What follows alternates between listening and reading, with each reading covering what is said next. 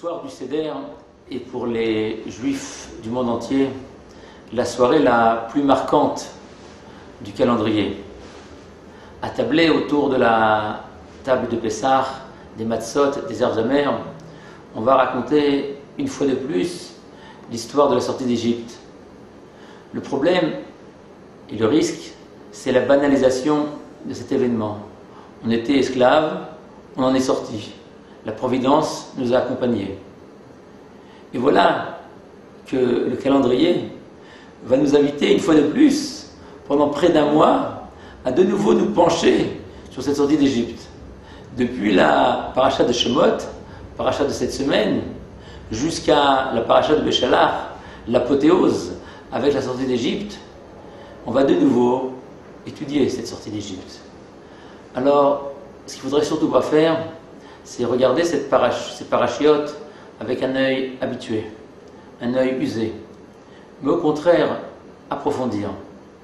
Et pour prendre juste un petit exemple, je voudrais raconter l'histoire de cette non-juive qui a été une actrice essentielle de la délivrance. Cette non-juive était la propre fille de Pharaon, celle qui va remarquer ce petit berceau qui flottait sur le Nil, qui va s'en approcher et le sauver. Les sages dans la Gemara de Sota nous racontent que cette fille, Bithia, s'appelait littéralement la fille de Dieu. Pourquoi la fille de Dieu? Parce que, à l'instar de Dieu, qui jour après jour, heure après heure, déverse sur nous tous ses bienfaits, elle aussi, elle a été capable, dans la durée, d'être une géante. Elle ne s'est pas contentée un instant de sauver cet enfant. Mais par la suite, le Talmud nous dit qu'elle s'est littéralement battue avec ses courtisanes qu'il avait accompagnées dans sa baignade.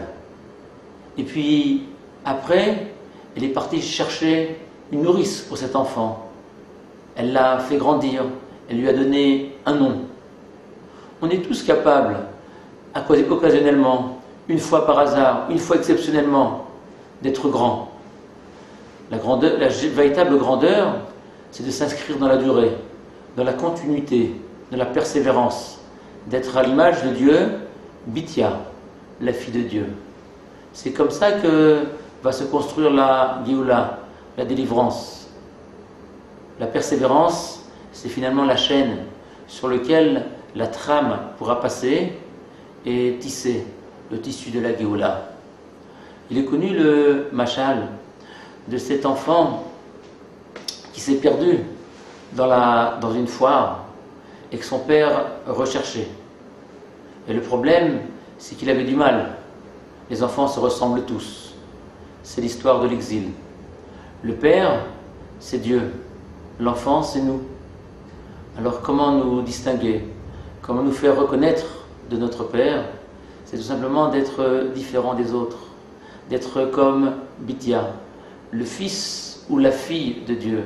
Chaque fois qu'un juif met les tefilines, chaque fois qu'un juif prie, chaque fois qu'un juif est généreux, eh bien il devient le fils de Dieu.